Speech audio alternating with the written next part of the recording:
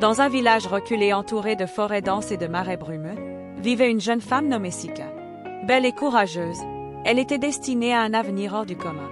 Depuis sa naissance, les anciens du village avaient prophétisé qu'elle serait celle qui épouserait l'esprit du serpent d'or, le protecteur ancestral du village. Chaque génération, une élue était choisie pour devenir l'épouse de cet être mystique en échange de la prospérité et de la protection contre les malédictions. Mais Sika, bien qu'ayant grandi avec cette idée, refusait de croire qu'elle n'avait pas le choix de son destin. Le jour tant redouté arriva. La pleine lune baignait le village d'une lumière argentée tandis que la cérémonie des noces commençait.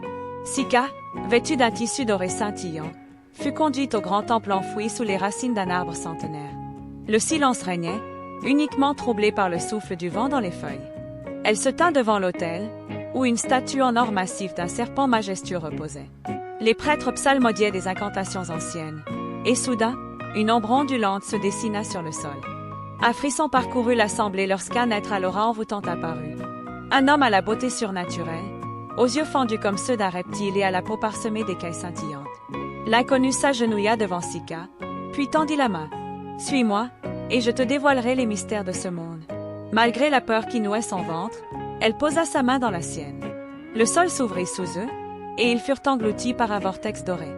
Ils émergèrent dans un palais souterrain d'une beauté indescriptible, empli de colonnes sculptées et de bassins lumineux. « Je suis Kélan, l'esprit du serpent d'or.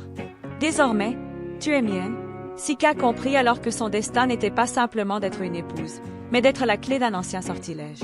Les jours passèrent et une étrange relation naquit entre Sika et Kélan.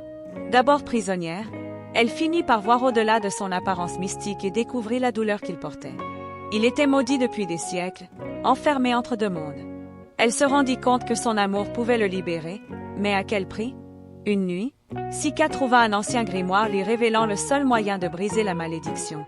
Elle devait sacrifier son amour et renoncer à jamais à Kélan. Déchirée, elle affronta l'ultime épreuve. Abandonner son cœur ou condamner l'être qu'elle aimait à une éternité de solitude.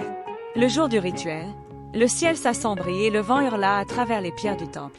Sika, en larmes, murmura les paroles interdites, brisant le lien magique. Kélan poussa un cri de douleur avant de disparaître en une pluie d'écailles dorées. Sika revint au village, le cœur brisé mais libre. La malédiction levée, elle devint la première femme à changer le destin de son peuple. Chaque nuit, elle contemplait le ciel, espérant revoir un jour l'éclat doré de l'amour qu'elle avait perdu. Mais Kélan a-t-il vraiment disparu? Ou veille-t-il encore sur Sika, caché dans l'ombre du monde des esprits? Abonnez-vous à ma chaîne pour découvrir d'autres histoires fascinantes.